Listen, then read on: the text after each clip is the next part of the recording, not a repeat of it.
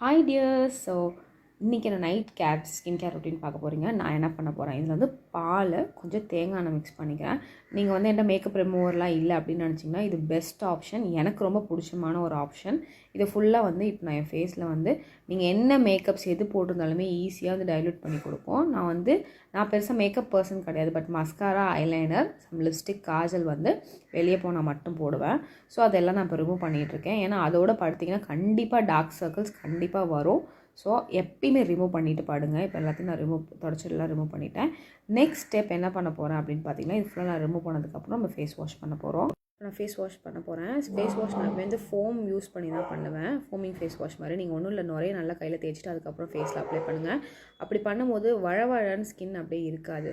சில time phase wash பண்ணால் வழவழன்னு இருக்கும். ஸோ அந்த மாதிரி ஒரு ரிசல்ட் இருக்காது. இப்போ அடுத்த லிப்ஸ்டிக் போடும்போது கண்டிப்பாக டெய்லி பண்ணுங்கள். லிப் நல்லா ட்ரை ஆகிடும். அதுக்கு கேருக்கு வந்து தேனும் கொஞ்சம் நாட்டு சர்க்கரையும் இப்போ எல்லாம் வாஷ் பண்ணிவிட்டு ஃபுல்லாக க்ளீன் பண்ணிவிட்டு நான் ஹேரை வந்து டைப் பண்ணி வச்சுக்க போகிறேன். முக்கியமான விஷயம், நைட்டு படுக்க போகும்போது எந்த க்ரீம்ஸும் நான் யூஸ் பண்ண மாட்டேன். என் ஸ்கின் ஃப்ரீயாக இருக்கிறது தான் எனக்கு பிடிக்கும். ட்ரை பண்ணி பாருங்கள்.